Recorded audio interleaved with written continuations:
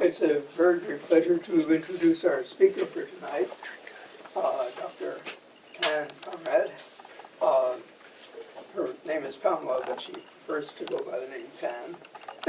After a career in music and video, her long-term interest in astronomy led her to take up a career in astrobiology and planetary science. She found she was making videos of the tremendous advances in planetary science, and it really reawoke her long-term interest in astronomy. Her undergraduate work had included a strong concentration in biology, and to complement that, she obtained a PhD at George Washington University in mineralogy, and also did her thesis work in association with the Carnegie Institution in DC, which does a tremendous amount of work on planetary exploration. In astrobiology, Dr. Conrad focuses on what makes a planet habitable, and she uses the evolving answers to that question to identify habitable spots on other planets within the solar system, with a particular emphasis on Mars. In planetary science, the other arm of her work, she focuses on how Mars came to be as it is today. In other words, what geological and atmospheric processes made it what it is today. In working on these questions, she's become an expert in a remarkable diversity of tools. She uses geology and geochemistry, atmospheric physics and atmospheric chemistry, and what we know so far about the evolution of the solar system. She also uses biochemistry and spectroscopy, both in the lab and in the field. One of the things she does is to identify extreme environments on the Earth that seem to resemble regions on Mars, and she makes measurements of those regions. And she's thought carefully, I think probably more carefully than most, about to what extent we can know whether a particular area on Earth is an analog of some area on Mars. To study what makes a region habitable, she's analyzed ice and rocks, and has even analyzed aspects of the deep hydrothermal vents on the ocean floor, where you have living beings at high temperatures where you just wouldn't imagine, and lack of sunlight where you wouldn't think that was possible. She's the deputy principal investigator of the Mars Science Laboratory mission, and the investigation scientist for sample analysis for that mission. Now that mission is what landed the Curiosity rover on Mars. So she plays a major role both in organizing the collection of data by that instrument and in analyzing data from that instrument for scientific purposes. There's another mission called NASA's Mars 2020 mission, and in that she'll be on the teams for an ultraviolet spectrometer and for an environmental and meteorological sensing package. She has long been a prominent participant in formulating and developing instruments for robotic missions to Mars, and now she has added to that activity participation in defining the science goals for the human exploration of Mars. Dr. Conrad.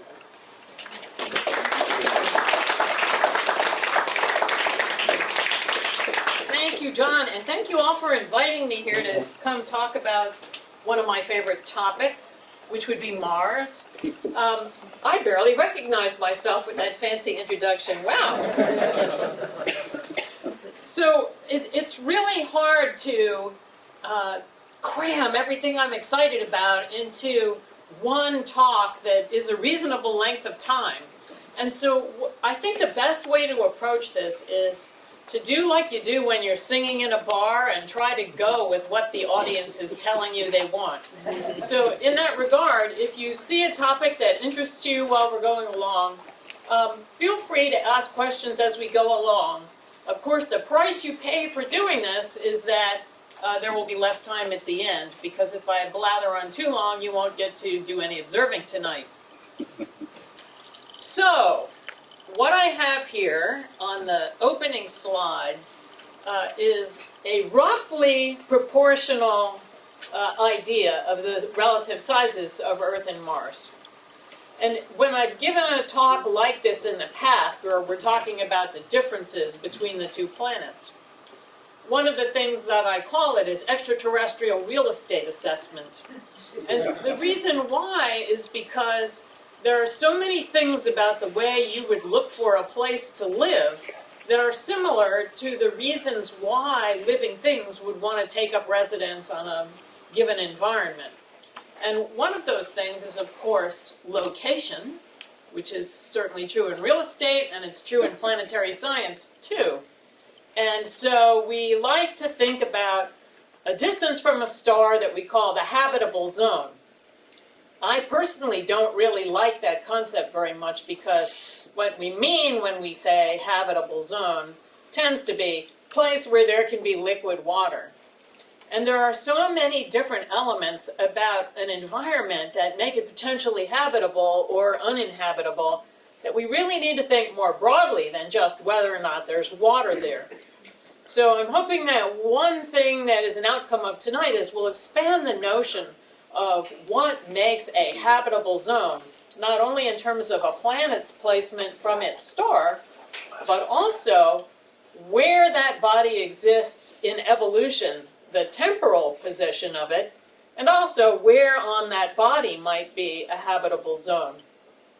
It's not so hard on Earth because there's nowhere you can really go where there isn't some life. You can go to places where there is less life, but it's really hard to go to a place where there is no life. We do things like crack open an igneous rock in order to get a control for the negative observation of biosignature. On Mars, we're not quite so fortunate.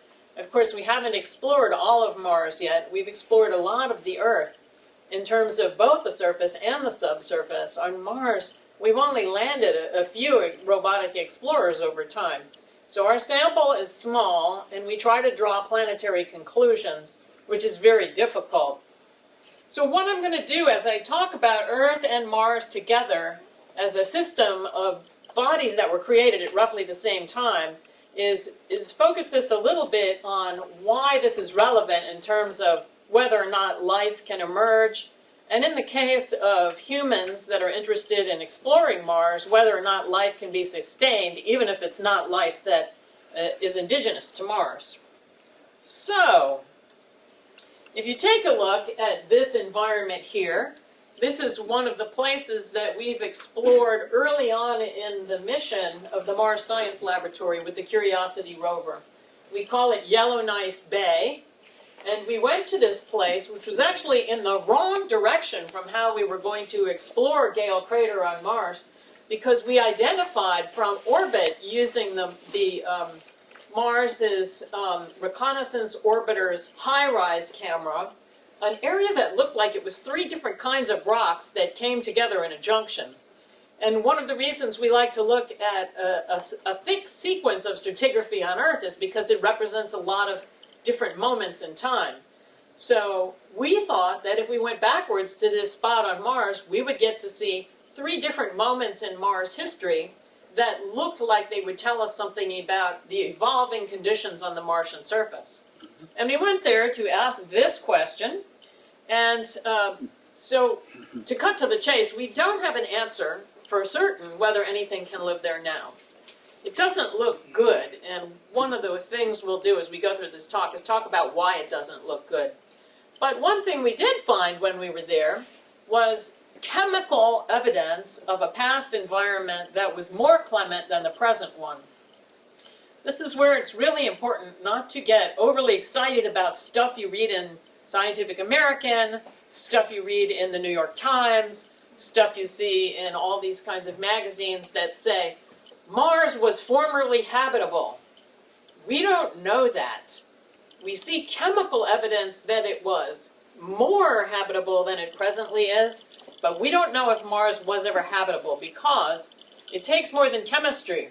It also takes physics, and it takes being at the right moment in time. And we'll talk about that a little more in a minute. if you look at this environment, this looks like a place you could walk out and see in Utah, right?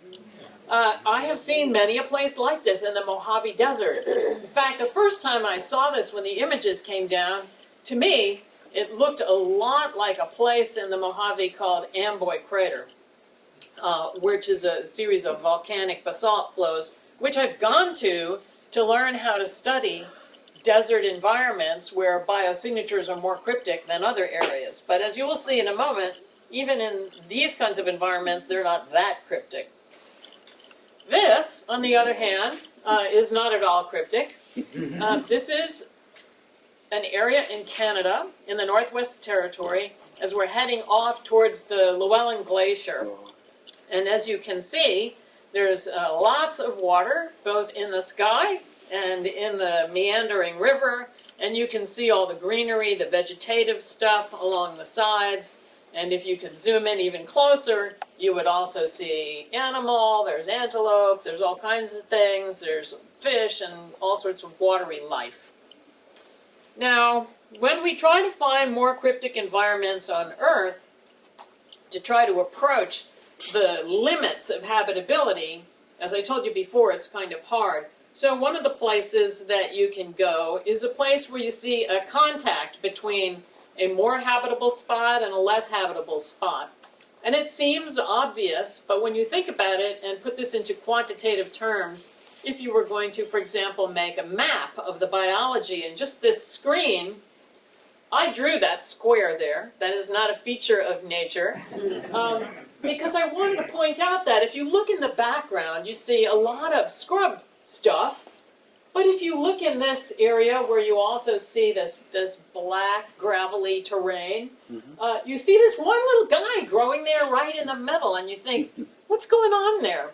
So cutting to a little bit of clarity about this picture, that's a floodplain.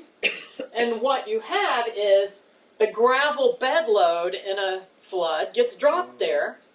And also seeds, pollen, other things will occasionally get dropped there and not get moved along by the next occasional flood, and that's how you got that one little creosote bush.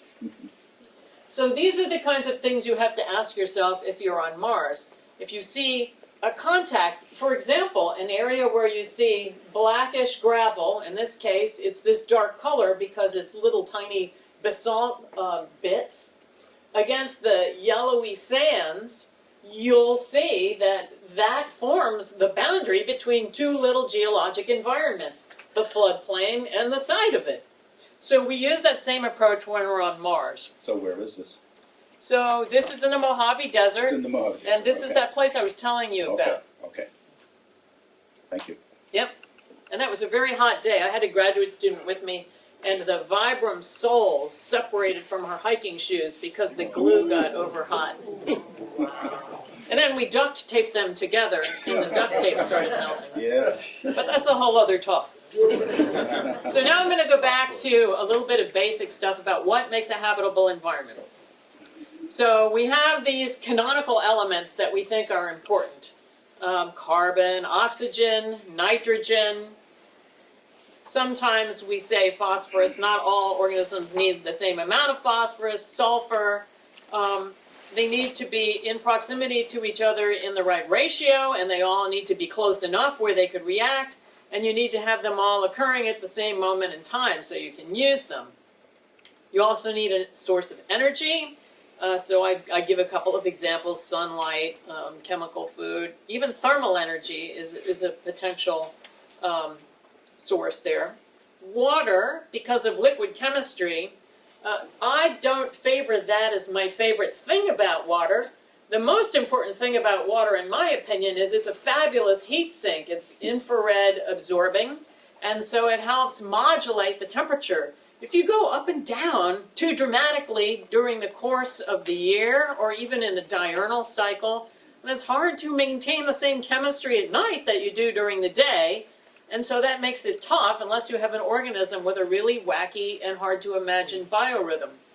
So the thermal vector has to match up with the temporal vector so that you get the right conditions at the right time. And then, of course, the chemistry that I just talked about.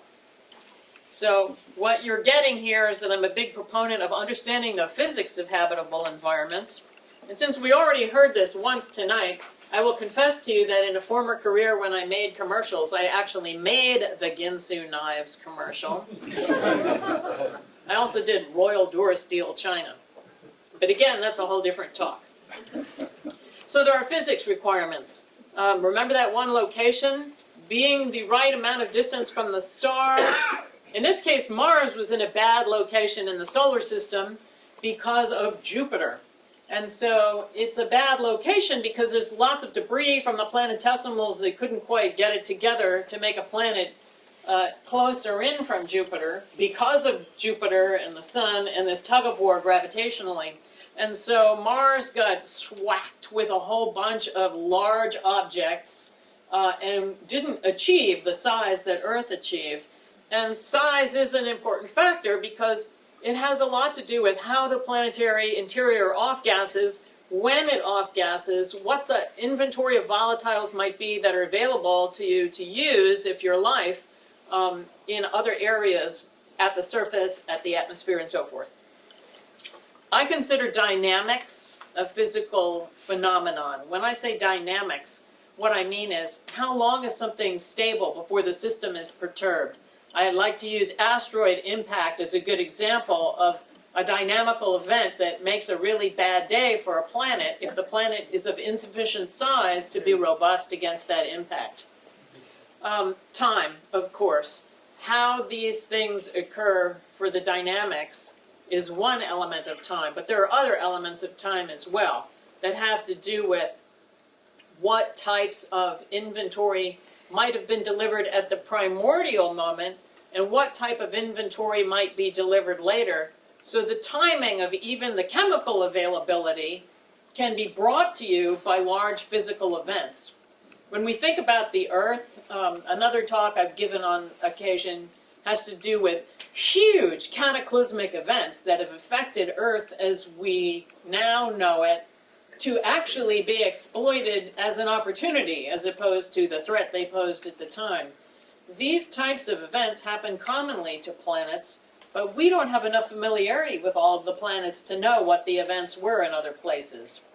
So moving back to what this has to do with Earth and Mars, when we take a look at the relative sizes of them and what that portends for other features about the planets, we know that they were both warm when they formed. Today, it's only Earth that remains this warm. The average thermal swing during the day on Mars is about 100 degrees Celsius. It's actually 95 where we are, 4 degrees south of the equator on Mars. We also know that Mars had a thicker atmosphere than it presently has. We also know that Mars had a geodynamo like Earth, a magnetic field, which is why we know that the core is less molten than Earth's core presently. We know that Mars has a lot more iron. We think that Mars had early atmospheric loss, and this is on the basis of chemical analysis of the atmosphere, where we see fractionation of the stable isotopes of inert gases that imply that atmosphere was lost early because the Mars atmosphere isotopic ratios of these elements like argon, krypton, and xenon is very different from unfractionated solar wind, and we take the solar wind to be the value of the primordial distribution of the noble gases and their isotopes. I think that when we look at Earth and Mars in terms of temperature, in terms of place, and in terms of size, the real showstopper for Mars in terms of being able to evolve a habitable environment is to allow aqueous processes to weather the planet, enabling different types of chemical reactions to allow the diversity of minerals that we have on Earth that we don't see on Mars. We see largely basaltic primary minerals and accessory minerals. We do see some aqueous alteration minerals, but they stopped happening at a certain point in time. And so what we can say is there may have been more diversity at one point, but we don't know, because we are in a space on Mars with our rover right now that is of a particular age that's younger than the deep past on Mars. We think that, yeah, Is the reason Mars appears red due to iron oxide? yes. Yep, Mars is covered with rust. And I'm going to get to that in just a second, because the way we got to the rust is kind of scary. So when the solar system got formed, Earth and Mars were made at the same time. They had the same inventory of stuff. And then when we had the late heavy bombardment, which was about 4.1 to 3.9 billion years ago, we think that Mars was not able to recover from that. And we think it lost its geodynamo, and hence the galactic cosmic rays and solar energetic particles were able to really act to rip away the Mars atmosphere. And so, whether you believe that there was a late heavy bombardment as a discrete event, or whether you think it was just a pulse over many pulses of asteroid impact, which is an alternative hypothesis, some big bad stuff happened impact-wise, and we see the cratering record on Mars, so we know that to be true. And it lost its geodynamo, lost a lot of its atmosphere. And we think that that same level of impact probably happened on Earth and on Venus as well. We don't see good evidence on Earth because we're such a dynamic planet. We have subducted everything older than 3.8 billion years, so we don't know what happened then. The thing is, the moon forming impact was really early after we were made, so that doesn't count, unfortunately. On the other hand, the good news of the moon forming impact is it really helped stabilize Earth, both with respect to the timing of its rotation, and also as we transferred angular momentum and we slowed ourselves down a little bit. We have an Earth-Moon system that stabilizes us in a different way than is available to Mars, and a lot of that has worked out well because many of the size impactors that hit Mars, we believe, have not hit Earth. But again, we have no proof. This is theory. So, did I see a hand? Yes. I was wondering how the late heavy bombardment would have stopped the Martian geodynamo. Geodynamo. No, I've always heard that it was probably because of Mars's smaller size and thus the larger proportional surface area relative to its volume, allowing it to cool off faster. So we do think Mars cooled faster, and one of the reasons that we think that has to do with the inventory of volatiles that we see in evidence on the surface. One of those is chlorine. Okay. And we think that chlorine is a more dominant volatile in Mars than on Earth. And we also think that what might have happened is possibly enough remelting so that you could blow off light elements, and then you wouldn't have retained the light elements if you lost your geodynamo after you remelted, because you cooled really fast, you didn't have that liquid core to keep convecting and generate the field, and you got this catch-22 situation, this positive feedback loop, because once you lose that and your atmosphere is vulnerable, you pick off the light elements first. Okay. And so not only do you pick off the light elements, then you pick off the light isotopes of the heavier elements. So you really skew the chemistry, and then there's no going back because you've degassed everything. And you can't get that stuff back. Unless you redeliver it by, say, comets or something like that. So I'm going to switch gears a little bit to keep things moving along, because time is passing quickly here. I want to show you some of the extreme environments I've gone to on Earth. And what you see here is on the far left panel, this is an old subglacial volcano in Svalbard, It's called Sverdrup. And what is interesting about this place is as the basalt weathers, you get these little blebs of carbonate that look exactly like the blebs of carbonate that were found in the ALH 84001 meteorite that was very controversial back in 1998, 1999, because it looked like there was a little wormy-like feature in it that Dave McKay at NASA Johnson thought was life. The meteorite subsequently was shown to have a lot of terrestrial contamination in it, making it impossible to then make a definitive statement about whether or not it had Martian life in it. So ALH 84001 remains controversial, but this is a good place to go to because we see in this these carbonate blebs here a bunch of organic material that is also associated with the weathering of the basalt to make the carbonate, and this is non-biological. So what that means is there is a mechanism for making organic materials, even big globby stuff, that is not biological. And this was a paper published by my colleague Andrew Steele. Actually, I was part of that in 2012. And so that gives us a mechanism by which you could generate molecular species that we tend to identify with life on Earth that are not necessarily associated with life. If you look at the panel up at the top, the one popping up like that, that's actually not snow. This is Badwater Basin in Death Valley. And what happens there is after you get periodically inundated with rains, you very, very quickly have chemical precipitates of salts.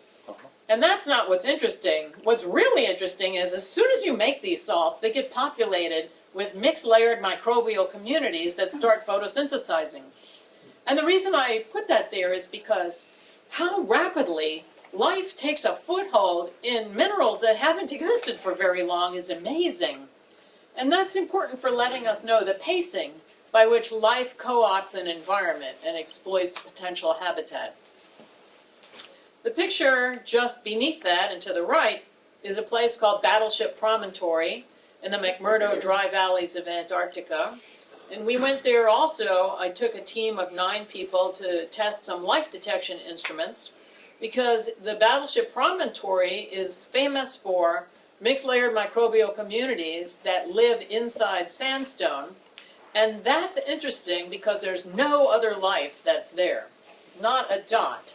And so we can understand how the chemistry of the life living inside the rock conducts itself without looking at the overprint of predators and other kinds of biology. Except for us, which is a whole other story. We take these analog environments on Earth. Hold on one second. I'll just finish this sentence and then I'll take your question. We take the analog environments on Earth and we compare them to similar features that we see on Mars. One of these is a picture of Mars and the other is a picture of Earth. And the one on the top is Victoria Crater on Mars. The one on the bottom is at a place in a very northernmost part of Svalbard called Nordaustlandet, and that's called Palander Canyon. Even in that place there are mixed layered microbial communities in the rock because the rock is porous enough to host them. And you had a question. Is the bacteria you just mentioned anaerobic? So that's an excellent question. I don't know if you can hear that. She asked, is the bacteria anaerobic? And so the answer is, it depends. So in a mixed layered consortium, some yes and some no. But the basis for the community can be photosynthesizing, which are facultatively aerobic, or it can be lichens that have what we call chemolitha autotrophic bacteria, which are actually breathing the metal in the rock. In the case of the Antarctic rock, you see both in different places, and what commonly happens is this really cool cycle where wind abrades and pounds on basalts called dolerite basalts, and it splooges off dusts of basalt, and then iron 2+ is distributed as just part of the dust, and it lands on top of the sandstone, and then the microbes that do iron oxidizing metabolism take that Fe2+, They use it to breathe. They make Fe3+, and then the Fe3+ makes this brown coloration on top of the rocks, and then the gas from the layered community exfoliates the rock. And that's actually how they discovered the microbes in the rock, because the rock kept losing its skin. It's really pretty interesting. So now, a selfie. So this is not our very latest selfie, but I like this one because some of our other ones are not as close up. And the reason I wanted to show you this, because I'm going to brag now, this part here, with these little cans poking off the back, is something I actually made. And so I love to look at this because I can see something that I actually practically killed myself over for 5 years sitting there on Mars, and it makes me feel good. What that is, it's called the organic check material. And it's 5 cylinders that are hermetically sealed, and they contain a porous silica medium made by a company in Sheffield, England. It's 33% porous with interconnected stuff. And we've doped it with 2 different compounds that have different vapor pressures, so that we have a marker compound in there. The idea would be that if we ever thought our drilling hardware were contaminated, we would then puncture one of these cans, sample this exactly the way we sample a rock on Mars, dump it into our mass spectrometer, which is called Sample Analysis at Mars, or SAM, and then do a truth test. So these 2 little inlets, there and there, those are the inlets to SAM. This guy over here, this other inlet, is the powder X-ray diffractometer, known as ChemIn. Okay, I got to pick up the beat here because I'm talking too much. This is Gale Crater, where our mission is exploring. And Gale Crater is right near the equator of Mars. It's just a few degrees south of it. And the little ellipse that you see there, this guy, is where we had predicted we would land. And we hit it like dead center. And where we've been going is this way, this way, this way, and then we're heading up the mountain. This big globby thing in the middle, which we call Mount Sharp, informally, it's actually called Aeolus Mons in the formal terminology, is important because it shows many different layers of rock over time, so that's more history that we can look at. So as we've been exploring, remember I told you we went backwards to look at the first place? So here's where we landed. Ray Bradbury died just around the time we got there, so we named the landing site after him. Then we went backwards to the feature of the rocks I told you about. And there I've got a couple of landmarks on here. And then this is the path the rover took. Some different sites. Now the mountain is here. But before we can get to the mountain, there's like a moat of sand called the Bagnall Dunes. So we're traveling, looking at interesting rocks as we go. And where we have been is here, the Murray Buttes, and we are crossing and heading up to some hematite, which is rust. And I'm going to show you that shortly. But first I wanted to show you the 3 different types of rocks that made us want to stop and smell the lithofaces, as it were. Here's us, that little silver thing in the box. This is a picture taken by the HiRISE camera on Mars Reconnaissance Orbiter. You can't just do one thing by yourself. It takes a whole bunch of missions working together to do this. And so just like you have an interdisciplinary team, we have an interdisciplinary team of hardware as well. And that's why we have to keep doing more missions because, for example, not only does the HiRISE camera help us plan where we're going to go and do a little bit of spectroscopy in advance to predict the interesting areas to explore, it's also our conlink to Earth. We only have one direct to Earth link each day because the rotation of Mars and the rotation of Earth. It's so expensive to do this mission, we really need to talk to Earth and Mars a few times a day. We only send up the instructions once a day about what we want the rover to do the next couple of days, but we take down data 3 or 4 times a day. And we need the satellite to be the relay to the Deep Space Network so that we can keep the communications pipeline going. So you can see this stuff looks different. than this stuff, and that looks different than this stuff, right? So you stare at this stuff enough times, that's how you make the geologic map. You just color the different looking stuff differently so that you can begin to look at trends in the patterning of the colors. Are there any geologists out here? So when you make geologic maps, that's how you do it. If you're not physically there, you take imagery and you just start using colors, and gradually the pattern emerges and you build a stratigraphic column, and it tells you what has happened over time. So this is sort of the way you do that. You get, oops, wrong thing, this one. When you see a rock of a particular texture, you give it a name. On a map, you color it. So there's this reddish stuff that looks like it's perfused by sandy and silty stuff, and then this grayish stuff up here. And then you find new occurrences of it in other sites. Here's more of this stuff that you see over here, and here's more of this gray stuff over here. And this is just to show you that when we went to this place to look at different types of rock, which are 3, 2, and 1, remember I told you there were 3 different types?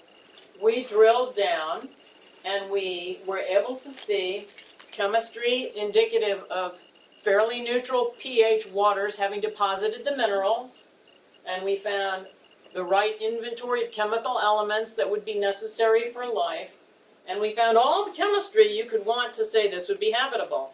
But we don't know anything about the physics because this is like 3 billion years old.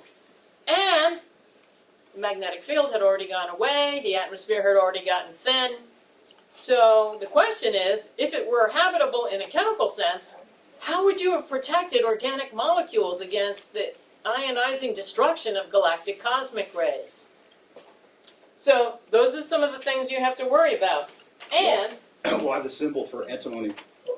it's not really. It's not. That's just so these are names for geologic features, Okay. and so you can't really see this here. But of the unit that was exposed, we call SB for the sheep bed member of that, and GL for the Gillespie Lake, and GG for Glenelg member. Sorry, that's so tiny. This is where we drilled our first holes on Mars. All right, I gotta move here. I'm talking too slowly. So the take-home message before I leave this slide is, it's more than chemistry. That's what we measured there. But you also have to understand the physical, the spatial, and the temporal attributes. 4 axes, and you've got to get the apex of all of them to be a habitable environment. So this is just a review of stuff you already know. The short version of this slide is, you are what you eat, or you are what the planet offers you to be. So the whole point is, oxygen is the most abundant element in biology, and that's largely because it's the most abundant element in the Earth. But we have a difference between the most abundant second highest element in the crust, which is silicon. In biology, the second most abundant element is carbon. So now I'm going to tell you why silicon-based life is not really likely. And it's because the silicon is busy. It's because the most common rock-forming elements on Earth, on Mars, in meteorites everywhere are silicates. And the thing about it is, nature has made this really stable tetrahedron, the silicate anion, and the silicon holds on really tightly to that oxygen. It's just too expensive to break those bonds and be biology. It's much easier to be carbon. So biology is basically lint. We use all the leftover stuff that's not in the major rock-forming minerals, and that's why we are made of the stuff we're made of. So if we want to figure out what life would look like on Mars, we would look at the major rock-forming elements, figure out what the residua would be in the Martian magma, what could be easily cycled, and determine how that would play into creatures. Now, unfortunately, there's bad news on Mars because what's in the residua is bad news. Let me just give you the atmospheric picture because that's the volatiles. Remember I said a lot of that stuff went away? Okay, so the deal is, when the good stuff went away, which means the thickness of the atmosphere, it was already a mixture of stuff that is not like the mixture of stuff on Earth. That portends a very different kind of biology if there were ever a biology on Mars. So you see on the right side Mars and the left side Earth, the deal is the Mars dominant gas is carbon dioxide. On Earth, the dominant gas is nitrogen. So there's some interesting questions you can ask about that. One is, why are we so hot and bothered over what is essentially an inert gas? Because it's N2 with that triple bond, right? So it's really hard to break that bond, and nitrogen fixation is a really elegant and important process. So we don't see a lot of nitrogen on Mars, way less nitrogen. That's a problem because nitrogen is a very ancient element that appears in deeply branching pathways of our biochemistry. So not having a lot of nitrogen on Mars at least tells us that if there were Martian life, it was of a very different kind of chemistry. The second thing that we see is that, look at all this oxygen here, 21%. Look at all this not oxygen here, 0.146. Okay? Look at this. Argon is the second most abundant gas, but abundant by, like it's a tiny amount by molar percent. On Earth, it's a reactive gas. Okay? We still have a relatively large amount of argon. Mars has twice as much as we do. But it's this huge amount of reactive oxygen and this huge amount of an inert gas. Look at this. The biggest amount of an inert gas you get on Mars by molar percentage is like 2%. Nitrogen, 2%. So what this tells us is that Earth, the dominant gas in our atmosphere is non-reactive, at least in that form, and the dominant gas on Mars is reactive. How come we don't have a whole bunch of carbon dioxide on Earth? Did you have a question? Yes. So does it mean that a plant that can bear life would have an atmosphere that is chemically similar to what Earth has? It could be, but I would never be definitive about that, and the reason is because we only know what Earth life is like. So what I'm trying to do is paint a picture of how we should think if we are going to be ecumenical about life. We don't want to be too Earth-centric, but we want to think about the functions of the chemistry. So that's why I'm pointing out that, oh, look at this. We have a bunch of inert gas here. We don't have so much inert gas there. Is inertness an important function for biology? I don't know. No one ever talks about that in biology books, but I thought I'd point that out. So we do know that there are other trace reactive gases on Mars. We periodically observe methane. The problem is it's very periodic and we don't know what causes it. So we don't know whether it's part of a natural geological process, some type of geochemical weathering, or whether it's delivered via the debris trail from meteors. We just don't know. So we keep looking for it. And the big find of methane from our rover from the Martian surface was only, a few parts per billion, so that wasn't all that exciting. Even though we keep looking, we could see another plume. That could mean that it's very localized, and so if you're not in the right place, you can't see it from the surface, whereas you could see it spectroscopically. Just don't know. Did you have a question? Somebody have a question over there? Thought I saw a hand. All right, I'm going to keep plunging forward here. So this is to plug my most recent experiment. Don't read all that stuff. What I really want you to do is look at the picture. And what this is we made a measurement of all of the 9 isotopes of xenon and the 6 stable isotopes of krypton on Mars in the atmosphere by using static mass spectrometry, which has never been done on another planet. And the reason why you want to do this kind of mass spectrometry is because there's such a tiny amount of krypton and xenon in the Martian atmosphere. You'll notice it didn't even make the top 5 tables that I showed you. These elements are very important because in meteorites, they are diagnostic for the type of processes that have affected those meteorites. And that's one of the reasons we were able to tell that what we call Martian meteorites really were from Mars, because they had isotopes of krypton and xenon that were very like what the Viking thought it basically detected, but couldn't measure. They didn't report a quantitative measurement, they just did a detection of 2 or 3 isotopes of xenon and just a detection of krypton. That was enough to allow us to identify in Martian meteorites this ton of one of the isotopes of xenon that disappeared very early after solar system formation, xenon 129. And that is what we now call an extinct isotope because it disappeared. We saw a whole bunch of it in the Martian atmosphere that we don't see in the Earth atmosphere. So what that tells us is, A, remember that part about Mars degassed really early because it cooled too fast? All that primordial xenon is the clue that that happened. We don't see it on Earth. We call it the big missing xenon mystery. So what does that tell us? It means it's probably still trapped inside the Earth, which means that, maybe we didn't have as big a deal responding to the late heavy bombardment.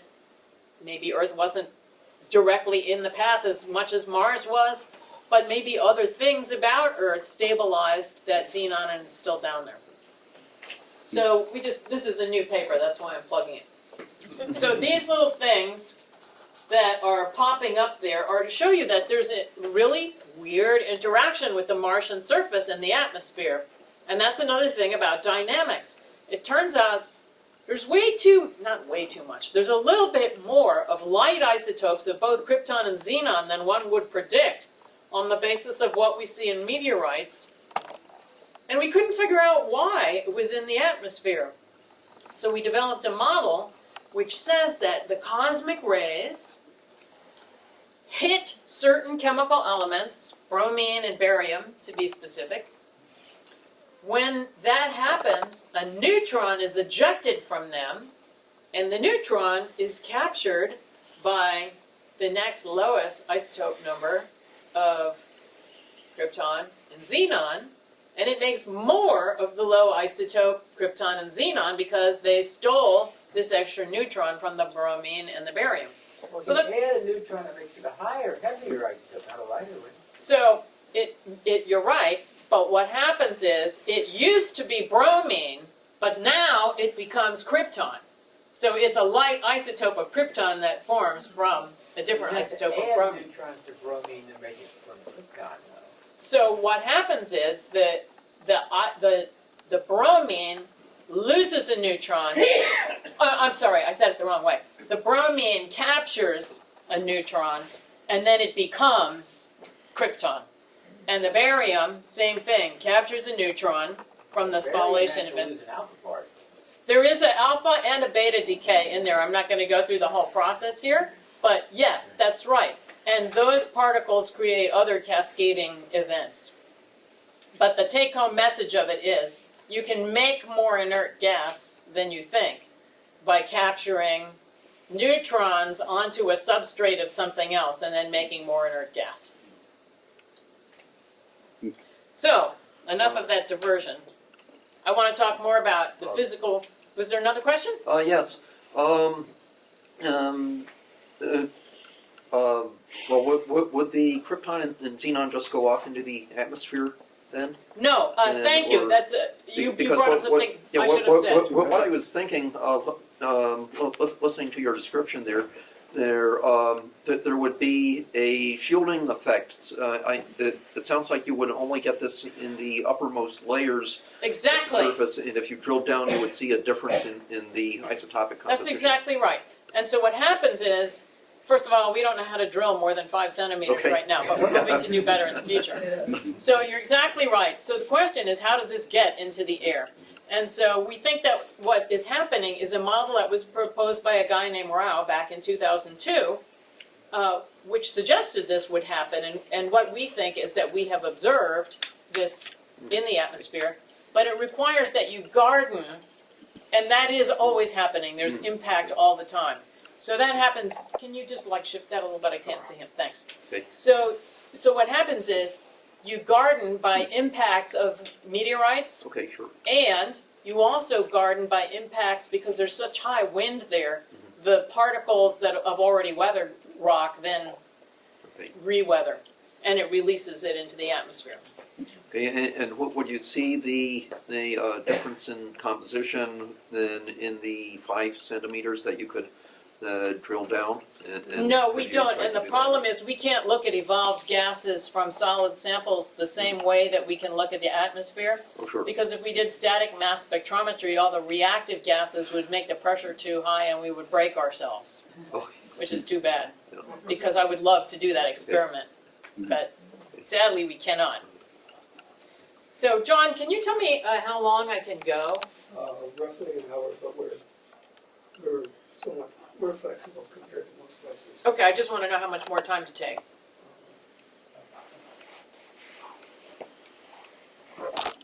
Say 15 minutes. Okay. Play it by ear. Yeah, you keep going. No, that's too dangerous. Yeah, this is good. Yeah. So, but I want to get to some of the juicy bits that I think will interest you, so I don't want to spend too much time on my favorite soapboxes. What's that? This stuff interests us too. Yeah. Cool. So here's my main thing. We talk too much about chemistry and we don't talk about the physics that enables the chemistry. And this is really, really observable in the Earth. For example, you know how we at NASA have called our program for years Follow the Water? Thinking that as we get closer to where the water is, we'll find other features that will tell us something about the possibility of life. So the problem with following the water is that we have focused too much on chemistry and we keep discovering water on Mars, but we need to discover the other environmental attributes that are enabling. So I've just listed a whole bunch of them here. It's this could be an exhaustive list, but I didn't put an exhaustive list because I don't like word slides anyway. So just to summarize, you know, the temperature is very important. The partial pressure of gases. Just think about Henry's law and being an organism, and just suppose the certain volatiles, they go out of your cell membrane or your cell wall or whatever you got going on there. How do you get it back? There is no gas exchange, there's just gas loss.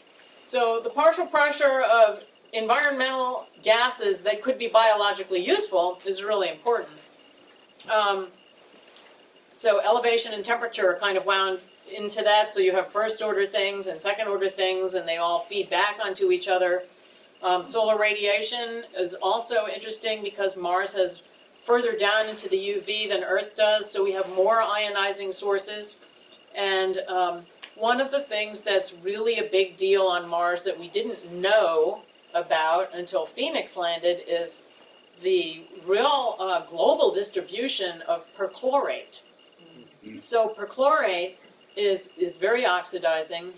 When Phoenix found it, we thought, oh wow, it could be potentially rocket fuel contamination from hydrazine. It could be a byproduct. And then we go and we see evidence of perchlorate at Gale Crater. And so there is no hydrazine right there. You can't where we get are. perchlorate from hydrazine. Hydrazine is reductant. Perchlorate is a strong oxidant. You cannot have them present simultaneously. So there is a reaction pathway that happens with the degradation of hydrazine fuel that leaves you with a perchlorate ion. And I don't know all that reaction path. I know from nitrogen and hydrogen, I can't figure out how this happens. Yeah. But there's got to be some other trace stuff in there, and I don't know enough about it to tell you what that is. But what I can tell you is that is definitely not a factor here. So the perchlorate has to be from something else. And we do know that Mars has chlorine because we see the chlorine in Martian meteorites. And so the question is, how does the chlorine cycle through Mars, and how does it partition into all kinds of different phases on Mars?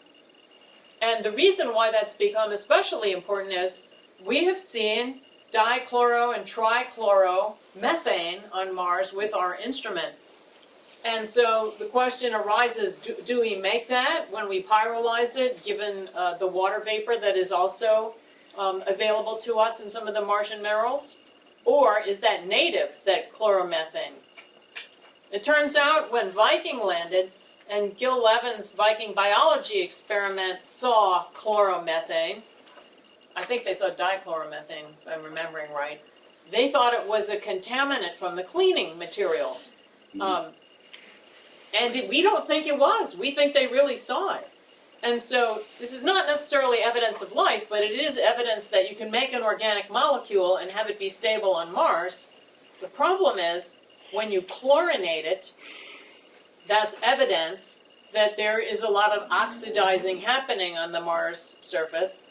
And it turns out that if you get a lot of oxidizing happening, it doesn't have to be from water. It could be from perchlorate, it could be from hypochlorite, it could be from other ionic and active phases of chlorine. We haven't been able to see a lot of them yet, so we don't know what those are. You can actually make perchlorate from table salt by progressive oxidation. That's the way they make the salt. Yep, let's not. Yeah. Yeah, and on Not Earth, exactly perchlorate is a disastrous environmental hazard. Yep. And it turns out that on Earth we also have biology that has evolved to take advantage of this. We have perchlorate reducing bacteria. And what's especially interesting about those is they're desiccation resistant and radiation resistant, and you find them in places like the Atacama Desert. So one interesting little sidebar is that when we measured the isotopes of chlorine on Mars, it's remarkably light, way lighter than the lightest chlorine isotopes that we see in the perchlorate environments of the Atacama Desert on Earth. So is that a biosignature of ancient Martian chlorine metabolizing organisms? I don't know. I don't think so, but it's just sort of an interesting thing. So let me talk to you about radiation. The reason why we think radiation is important is not just for its potential to degrade organics. We also think it might play a role in the generation of this perchlorate. One school of thought is that the perchlorate is made in the atmosphere by radiolytic processes. There's a paper by Kim et al. It came out in, I think, like 2013 or 2014, proposing such a model. There have been other models, one by Catling et al., which is an older paper that talks about potential perchlorate formation processes in the atmosphere, and that paper has not been well received in the community. This radiolytic production has also been proposed and has gotten a better reception. I don't remember all the steps in the reaction to produce it, but the reason why that's important is if the perchlorate rains down, then it's probably globally distributed. And because we've seen it in the close to the pole region with Phoenix and the close to the equator region with Curiosity, the potential exists to have perchlorate in the dusts more globally. And that would make it very difficult to grow potatoes in the Martian soil, even if you added poo to it. So that's relevant as we talk about preparing for human exploration, because if we are going to do in situ resource utilization, we would want to know what can we do with the Martian surface materials. It's not soil sensu stricto like the way we have soil on Earth, because there are no humic substances in it, but the fine-grained regolith that one would use as the substrate, you'd have to do something with this perchlorate or other oxychlorines in order to be able to use it for agricultural purposes. How much perchlorate is there? Just a trace amount, or is it actually a significant amount? Well, you know, it's not a trace. It's measurable in the couple of percents by the instruments that we see pretty routinely. A couple percent? Yeah, That's a lot. yeah. Yeah. So the question is, does it tend to partition into some phases that are more readily available in certain areas of Mars, which can then be converted to perchlorate or not, and we don't know enough yet to know whether that's the case. But because we did see a good release of chlorine when we studied the sands and the dusts, our suspicion is that it's globally distributed. I want to show you how physics works in two ways, which is really interesting. So what you see here in these two curves, get this so I don't shine it in my eye by mistake. So the red jaggedy line is the total dose rate of ionizing radiation measured by the radiation assessment detector on Curiosity. And you see this cyclicity to it. And the blue dots are a measure of atmospheric pressure. And so what you see in this anti-correlation is basically when you got thicker air, you have less radiation, and when you get thinner air, you get more radiation. And that's a very visceral demonstration of the effect of this thin atmosphere and its inability to protect you from the ionizing radiation. So what that means is very challenging environment if you wanted to have life at the Martian surface. You'd probably have to go to the subsurface. And that's not a totally crazy idea. Where's the air going when the pressure drops? Is it actually condensing onto the ground? Aha, great question, and yes. And so the problem is there's not that much, well, I take that back. There's not very much inert gas in the Martian atmosphere. So it's a much more observable phenomenon than on Earth, where the reactive gases are relatively less than this huge nitrogen component. So you get these small amounts of argon and nitrogen in the Martian atmosphere. Carbon dioxide is a reactive gas. And so also another reactive gas you've got in the Martian atmosphere in the top 5 is carbon monoxide. So that stuff absolutely does. And you see seasonal enrichments in the ratio of argon to carbon dioxide simply because of this. So you do get a diurnal cycle and you get a seasonal cycle.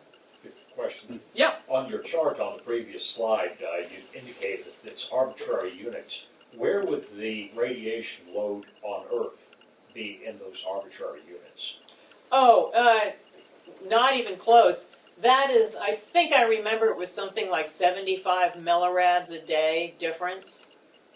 So on Earth, let's see, the problem is we use grays, millirems, and millirads. And I can't convert those fast enough in my head. But I will just say it would be like negligible. So way off the chart at the bottom. Yes. Yep. Yes. Way off. So just a quick word on spatial requirements. So remember I said you couldn't have much on the surface, but you could have something in rock. And you could have something in rock at depth. And the requirement is, of course, to have space. And so these are sandstones. There's the lens cap of my camera. This is that stuff I told you about in Antarctica. The brown stuff is the rust. And see how it's unevenly distributed because it's peeling off? And so we know this was deposited underwater because you see these cross beds. And when you look close up at this rock, you see these big voids. This is an electron microscope image, SEM image. So this is a 200 micron scale bar. So this is about 100 to 125 micron long, about 75 microns wide. So that's basically a big cavernous hole where you could have organisms and your metabolites could drain away so you don't drown in your poo, and your nutrients could be held as periodically you get snow melt. And so what that means is if you have the right spatial arrangement of mineral grains, you can live in rock quite easily. We do see a lot of fine-grained rocks on Mars, mudstones, basalts with a very tight matrix. Those are not ideal.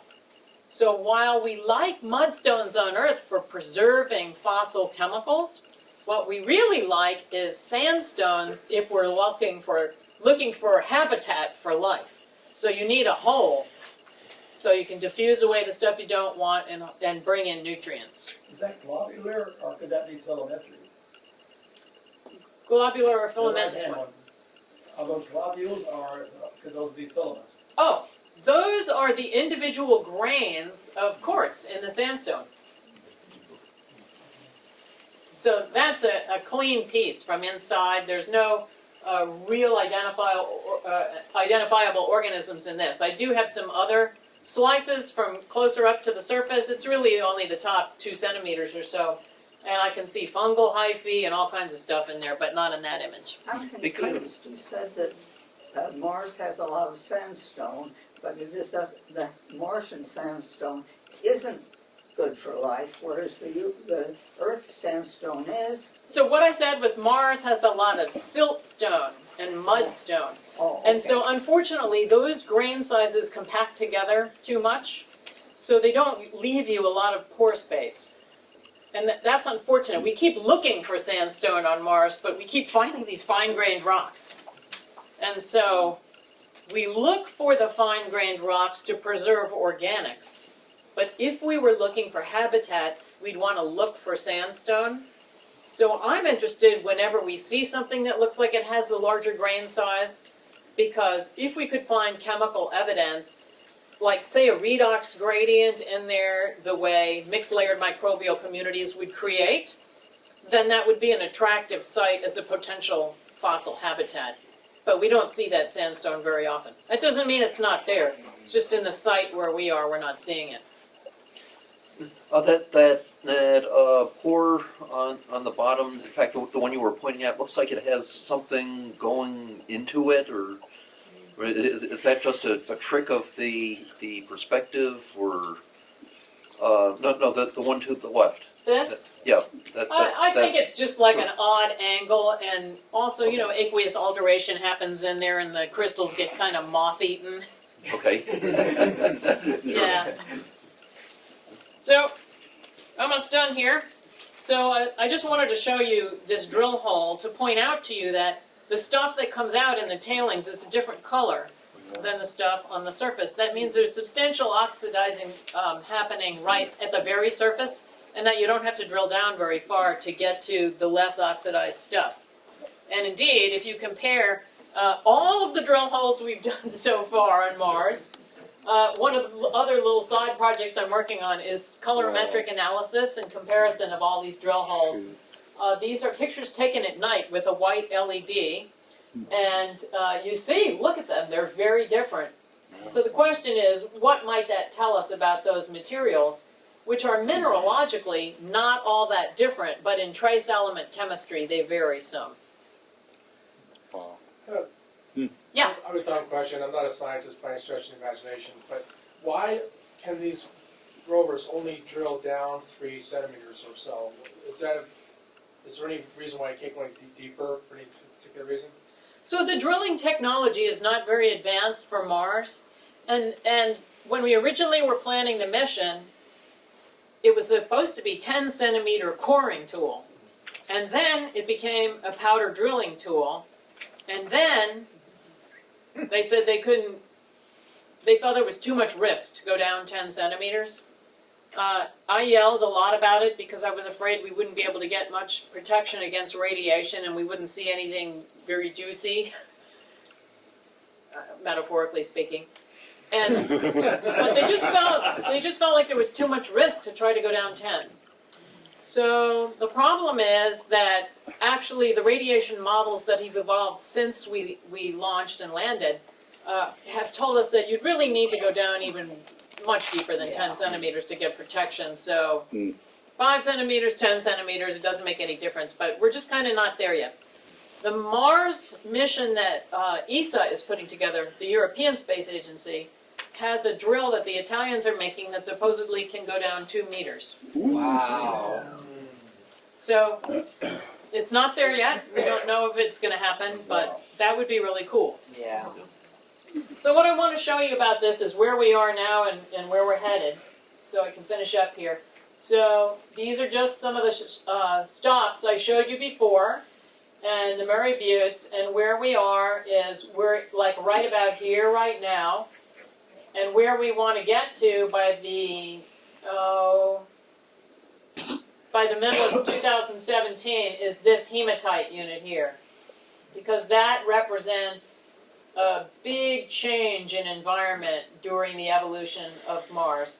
We want to know what pulse of water created the deposition of all of that rust.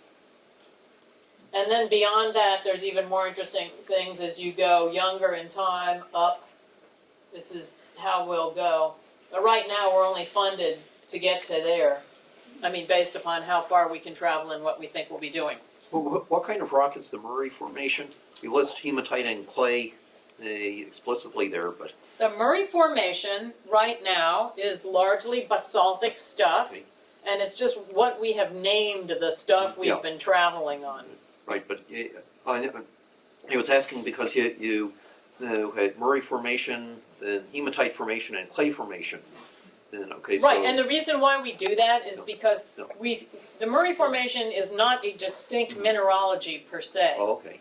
but the clays and the hematite and the sulfates, which are even higher up, we can see by spectroscopy from the Mars Reconnaissance Sure. Orbiter that those are modally different percentages of other kind of minerals. And so that's why we want to get to them. So we call the stuff that we're on Murray Formation stuff, Sure. and when we get to the next unit, we'll know we're going stratigraphically up. Okay, but it's mainly a basalt rather than Mainly like a clay or basalt, that's right. sandstone or something like that. With some variation in the percentage of silica, but mostly a basalt. Sure. Yes, what's your question? Is that picture, I mean, is a real picture of the moon or it was an infrared picture? Oh no, it's a real picture.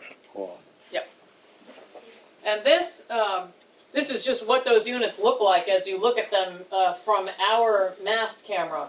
So hematite unit up there. And beyond. And this is also a real picture of the sunset on Mars. So in case you want to get more information than we have time to talk about tonight, I've listed 3 websites there. That is also a real picture.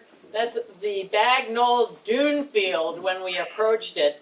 It just looks a lot lighter. It's gray in this because when we took this, the sun, it was very high sun angle. And so that's real sand. Those are the links. And if you've no got... wonder you didn't want to cross it.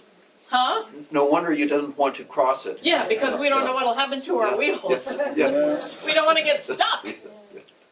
So if you have other questions, is there time for them to ask more questions? Actually, we'll thank you and then we'll ask questions. Okay.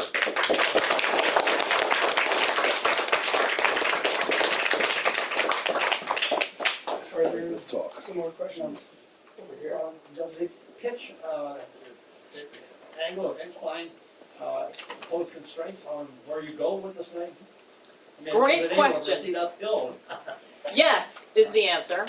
And not only does it pose that kind of constraint, it poses several constraints. So for example, our instrument will not operate with a tilt or a pitch of more than a certain number of degrees. It's like 15 degrees.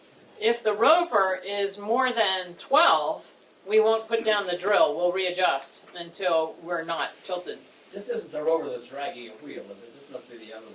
No, the one that's dragging the wheel, that one doesn't go anymore, sadly. That was Spirit. So this one, our wheels are pretty beat up, but they all work. So we not only have to worry about that constraint for operation of instruments and operation of the drill, but also for comm. Because remember I was saying about that one direct Earth feed a day?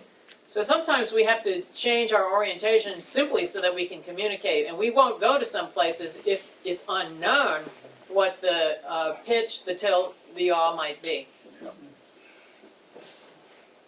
Over there. Go ahead. So what happened that Mars turned out different than the Earth? Well, I think it's the total of all of these things. It's smaller, it's further away. Yes. I think that because it was smaller and further away, it was less able to weather the slings of the asteroids that hit it. I think that also life is a big factor. I operate under the null hypothesis. I personally don't think there's life on Mars. I'm open to the possibility. And so that could also be a very big difference in the way the surface looks. So those are So some. you're thinking things like on Earth, the first bacteria completely changed the atmosphere of the Earth from methane to oxygen, things like that. Well, a lot of people do think that microbes, cyanobacteria, were responsible for the rise of oxygen. We don't know that for certain, but there's a lot of support for that theory. So it could be life, yes. Nancy? I happen to have heard a talk by Levin yesterday, and he still very strongly feels that he discovered life. Could you could you explain the experiment and why his explanation was rejected? Not the details of the experiment, I understand those. I just want to know what they think they found. Yeah. So there were a number of experiments that were part of the Viking labeled release experiment, which basically added in a little chemical reactor a little scooped sample of soil and nutrients to see what gases might evolve. And so the observation was the release of gas. And it was the gas that was labeled that was part of his sample. Now the thing is, you can get that same release of gas, whether it's labeled or whether it's just effluent, the way we see it with SAM, because there is an extremely reactive oxidant there. And so in the time of Viking, that's when we got the proposal that there was an unknown oxidant, which we often hypothesized was peroxide or something like peroxide. And there are still some people who think it is peroxide. But the problem is that the enthalpy of the reaction to make salts from perchlorate and perchlorate plus, or let me just say a chlorinated hydrocarbon, the energy is more favorable to take that oxidant and make the release happen by virtue of that reaction than it is to invoke life as an explanation. So I think it's a redox reaction we're seeing because of the perchlorate, and I think that is what he saw. And because what he saw was chloromethane and I think dichloromethane, I think that is evidence that it was indeed the chlorine causing that release of the gas. But Gill explains it away by saying that was a contaminant from their cleaning fluid. We didn't use that cleaning fluid with Sam, but we're seeing it. So I don't think it could be cleaning fluid. Over there. One last question, and this is more a philosophic question, so you may choose not to answer it. But how much contamination is this species going to leave on Mars when we walk away from all this one way or another? So that is actually a really important question. And NASA has a planetary protection office, which ensures as best they can that we don't forward contaminate Mars. The problem is we don't even have validation methods that are sensitive enough to tell us whether we made I think we're allowed to have something like 4 viable organisms per square meter or something like that. We don't even know how to measure 4 organisms per square meter. So we can't prove that we're meeting the forward contamination restrictions. We also are made to avoid what we call areas of strategic significance, mainly areas where we think there could be water or ice melt, so that should we land any of our detritus there, hopefully it wouldn't react with water. So we can't even go there. As a scientist, though, do you feel some tinge of guilt or something that we as a species just leave junk lying around everywhere we go. I mean, I'm sorry to put it that way, but if somebody else is observing us and where we've been and measuring us, isn't it sort of a pejorative that we just leave trash lying around? I do feel weird about it, yes. And there's an alternative way to look at that, and that is instead of thinking of technology as itself a garbage product, we need to look at technology as a waste product. So technology is essentially our poo, and I think that as organisms expand and as we become multi-planet species, our poo is going to be somebody else's delightful biosignature. So that doesn't mean we need to crap up the entire universe, but it does mean that we have to always hold that both and. If we forward contaminate the entire solar system, we'll never learn anything except about ourselves. And yet, we are part of the experiment because all successful organisms explore into new habitat or they die. So our choices are to die or to go elsewhere. Right. Ultimately. Well, I agree with you, and there's always the opposite perspective is we leave a marker that we exist, consequently other people know we have expanded to this point. Mm-hmm. And so that's a good thing. Also it tells them a marker where they can find something delicious to eat. And a lot of people have made that argument. So, Well, that's what's his name, the guy in the paralyzed genius. Stephen Hawking, Hawkins, yeah. Yeah, well, Rod Serling said that a zillion years ago in the Twilight Zone, so I believe it was called To Serve Man. Yeah. Yeah, you're right. Thank you very much. I'm sorry.